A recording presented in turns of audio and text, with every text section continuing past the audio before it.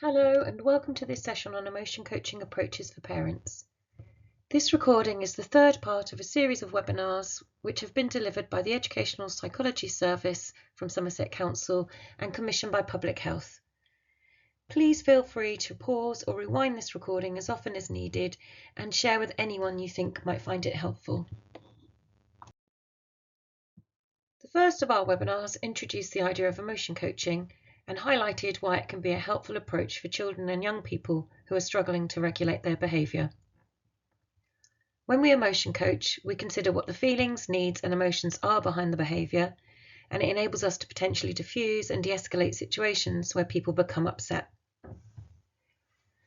The second webinar provided guidance on the steps of emotion coaching and how to use these moments as opportunities to connect. Through empathetic engagement, the child's emotional state is verbally acknowledged and validated, promoting a sense of security and feeling felt. Teaching children about their emotions and how to manage them will give them the strategies and life skills to navigate their way through tough situations and handle them in a more calm, purposeful way. To successfully emotion coach, we need to be able to regulate ourselves first. This third recording draws together the ideas from the previous webinars with a focus on yourself and the importance of your own communication style and managing your own emotional well-being. This session will include the following. What messages do we give about emotions? Here we explore the subtle messages our society has told us over time about how we view and manage emotions and how they might be impacting on the messages we give to our children. Next, we explore which communication style are you. Here we look at the different styles of communication and how emotion coaching uses moments of heightened emotion and resulting behaviour to guide and teach the young person about more effective responses. We will reflect on emotion dismissive parenting and how being warm and concerned does not always mean you're responding to the emotions in what your child is saying. We also reflect on disapproving and laissez-faire styles of communication and why these might be unhelpful. We then quickly recap on the steps of emotion coaching, reflecting on the power this approach can have. Finally, we highlight the importance of self-care and managing your own emotional well-being. Children learn emotional intelligence through watching their parents, which is why self-care and parents managing their own emotional well-being is so important. Emotions are part of our lives. They affect all of us and are an inevitable part of being human. Our first webinar covered the range of emotions we experience. By understanding how emotions work, you can start to interpret your own emotions and use this knowledge to help look after yourself and connect with your child. We all experience a range of emotions, and they help us to understand and conceptualize some of our internal sensations and how they make us feel in our bodies. Naming an emotion and understanding it allows you to bring it into your consciousness, step back and look at it and make sense of it in your mind. It's important to acknowledge that emotions are not good or bad. Rather, they help us to understand how we feel in response to a given situation.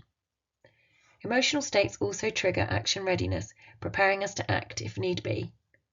They also have an important communicative function, informing others about our internal states and feelings. Some of the societal messages we have received about emotions can impact on our responses. For example, if you see a young person upset, quiet, or about to flip their lid, saying the reply, "It will be okay, it's okay, don't worry," is actually dismissive. We all tend to do this naturally. It does not come from a bad place, but it can be unhelpful. Telling someone not to worry has never stopped anybody worrying. Another factor which can impact on how we respond to emotions is how we were parented and how we deal with emotions ourselves. For example, generational ideas stem from the idea of the typical British stiff upper lip, which teaches us to hide and repress emotions. We're now in a new generation where emotions are much more able to be acknowledged. There's much more research and understanding around the functions of emotions. We now know that emotions are central to your brain's functioning to aid decision-making, memory, language, build relationships, communicate and understand others. Sometimes we label these positive or negative, but they're simply your brain's way of trying to make sense of the world in which you live. Emotions are talked about a lot more now. We expect our politicians to show their emotions in order to seem authentic, and in schools and workplaces, emotional resilience classes and emotional support is being taught more. Children need to see how it's done, with you as an example. It's important that you express your feelings in words as well as actions so that your children learn to do the same. For example, if you're excited about your job, tell your children how happy you are and how excited you feel. Or if you can use words in a calm way to express your feelings if you're upset or disappointed about something.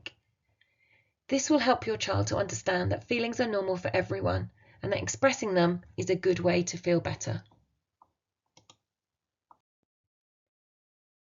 While emotion coaching offers us a framework and a strategy which we can use, it's not something which has been invented, but was rather discovered through observation and is therefore a natural parenting strategy. John Gottman spent time observing parent-child relationships, and through his work he noticed that there were 4 key response styles, and he based these on how much empathy and guidance were given to young people when they were dealing with difficult emotions or difficult situations. These might feel familiar to you in how you interact with your own child. So there was the disapproving style. This is a low empathy but high guidance approach. And this approach might offer punishment or reprimand and put in place lots of boundaries and limit setting. But it doesn't offer support through empathy and through connection, and it isn't building understanding of the emotional experience. Then there is the dismissing style, which is a low empathy and low guidance approach. So a kind of, don't worry about it, it's no big deal. This dismissive style was the most commonly one observed by Gottman. And he noticed that even when we feel empathy, sometimes we can express it in a dismissive way. As grown-ups, we have a tendency to dismiss, criticize, or trivialize a child's feelings. It's no big deal. It's okay, you can get it next time. Just let it go. Stop crying. These are common responses from frustrated parents or parents who find a child's emotions difficult to sit with. We mistakenly think that if we downplay it, the child will stop paying attention to it. Some parents dismiss children's feelings when they think it's just a phase or that the situation will be better without the child's emotion involved. If you've tried this tactic, you probably know that it doesn't work, and actually it can make a child feel more upset. The laissez-faire style shows empathy, but it doesn't offer much guidance and it isn't setting limits. This allows the child to see we experience emotions, but without providing the structural steps or guidance on how to resolve how they're feeling. With this approach, there's a belief that there's little you can do about negative emotions other than ride them out, and it doesn't help the child solve problems and find a healthy way through. So some of these approaches may seem to work temporarily in the short term, but the key is that they don't foster learning, understanding, or trust. The difference with emotion coaching is that it offers both high empathy and high guidance, and it teaches self-regulation, and it works on that same kind of assumption. Just as we need to learn and have support to learn other skills, such as reading or writing, we don't just learn these things automatically. So too, we need to learn and have support to know how to regulate our emotions. And this is something that can be modelled and taught. So emotion coaching then brings us to a more mindful way of responding, when we're actually thinking about how can we provide empathy and how can we provide guidance.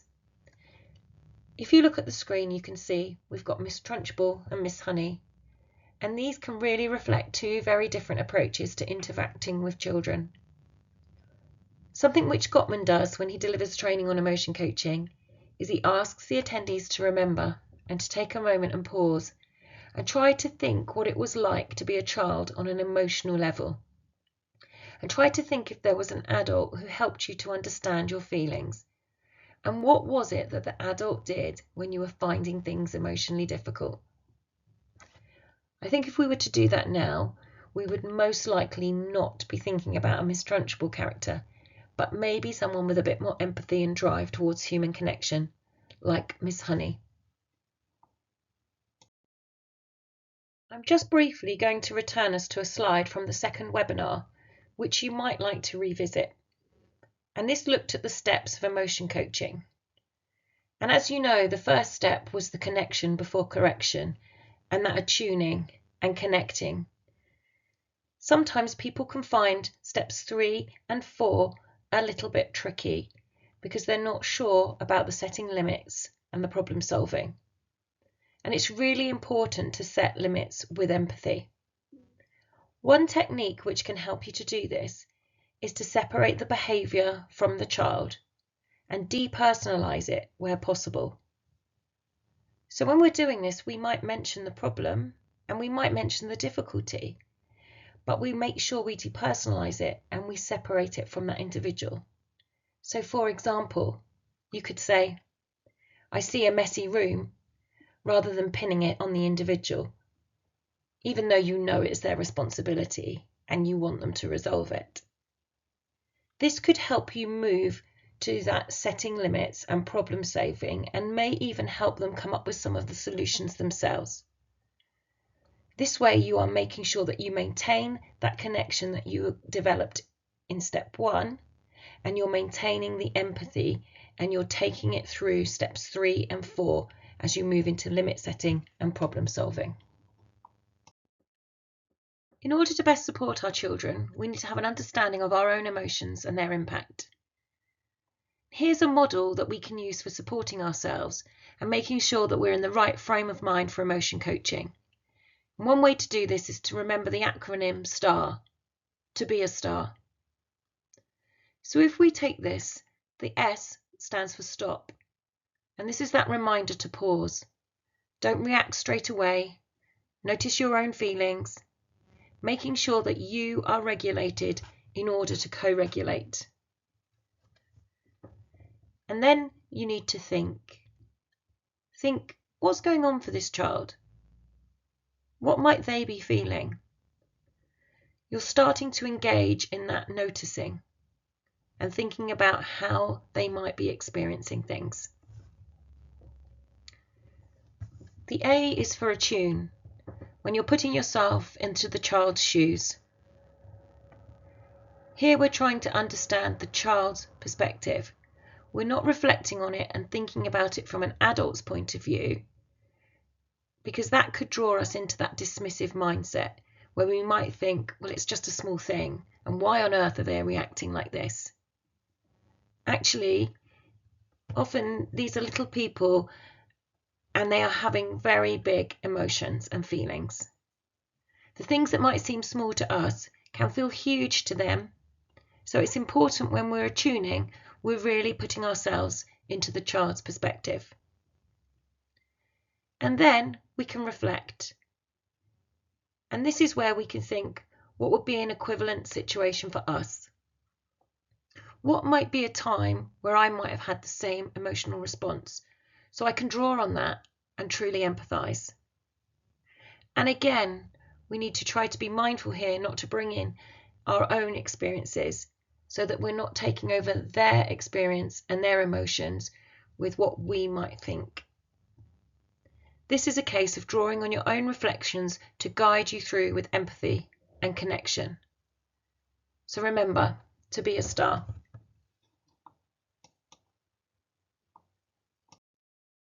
As we are thinking about problem solving, we are thinking about setting limits, and it's really important to have some ideas and some ways that you might be able to guide and support a young person to be regulated.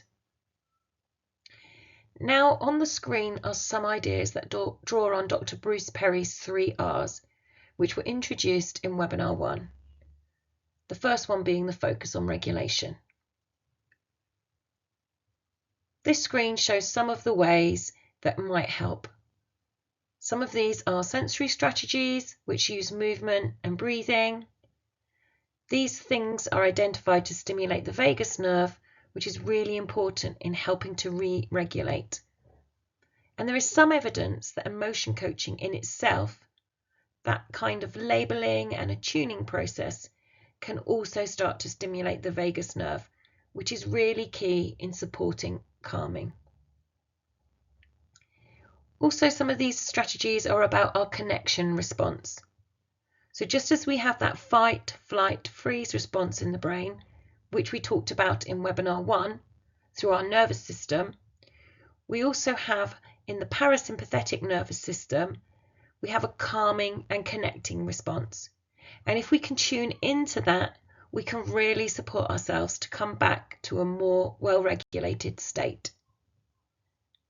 So think about some of the strategies that you might use for yourself and with your child. The language which we use is really powerful in thinking about our child and how we interact with them. Sometimes we can slip into more dismissive and disapproving habits with the language we use when we are describing behaviours that we've seen and when we're talking about children and the experiences that we're having. This can be really damaging to that connection which we've been working so hard to build through emotion coaching. It's really important that we reflect on ourselves and think about what language is helpful or unhelpful in understanding, describing and supporting our child. Sometimes there can be a tendency when we're overwhelmed by the behaviour that we're seeing to think that, for example, it's attention seeking. They want my attention. They're constantly attention seeking. But maybe we could start to think of it in a more emotion coaching way, and we might start to see that they're seeking connection, that they need that connection for co-regulation. Just reframing the language that we use has the power to change the way we feel about people, but can also change the way people feel about themselves and their situations. Maybe take a minute to look at the language on the screen in front of you and think about how you might be able to reframe and look at it through a more emotion coaching lens. I just want you to briefly think about the idea of self-care and making sure that you are in the right emotional space to support your child. To successfully emotion coach, we need to be able to regulate ourselves first, and this takes practice. People who are good at noticing how they feel and can calm themselves down or adjust their behaviours are more likely to do well in life, have healthy relationships, and manage difficulties and setbacks. Once you're skilled at recognising your own emotions, managing them and communicating them to others, you can help others to do the same. It's really important to take time to look after yourself and make sure that you are in the right place to offer support. It also helps to model to children positive self-care processes and shows that you are placing importance on it. There's lots of things that you can do to support your own regulation. These might include time out for yourself, for example, having a bath, reading a book, seeing friends, pursuing some of your hobbies and interests. It's also important to recognise your own emotional regulation and talking to others when you're feeling overwhelmed. We know the benefits for our well-being of physical activity, running, walking, being outside. And it's really important to recognise who's in your support network and who's in your team helping to support you. And also providing some boundaries, so knowing when to say no and when you need to take a break.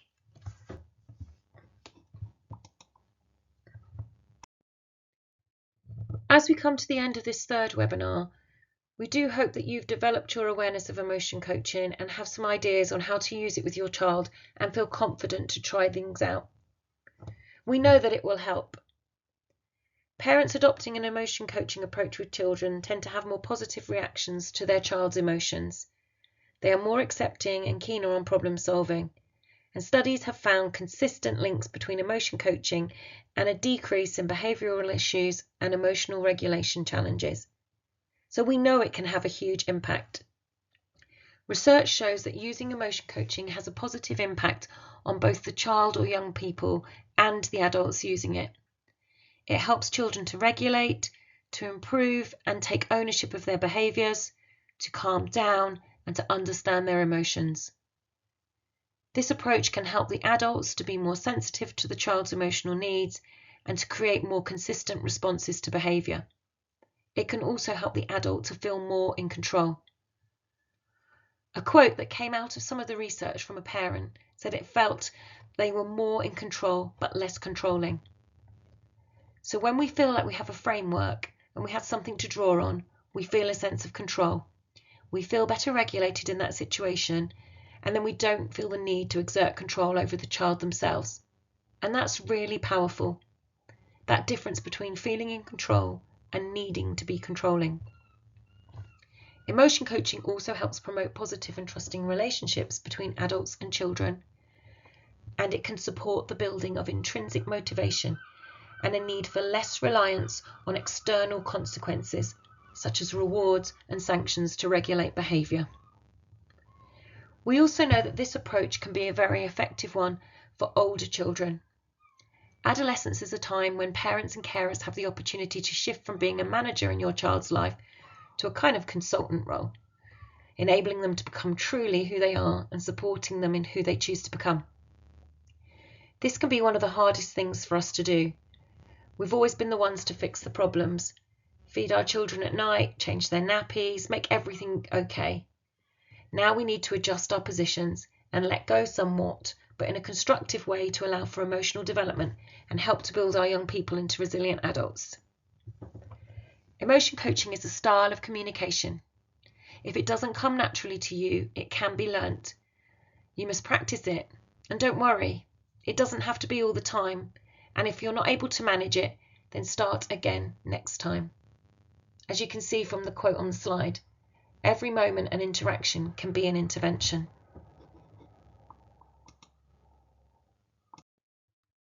Whatever your level of confidence and understanding of emotion coaching you've come to these webinars with, we hope there's been something to take away, which has either topped up your skills, provided you with time to reflect, or introduced you to a slightly new idea.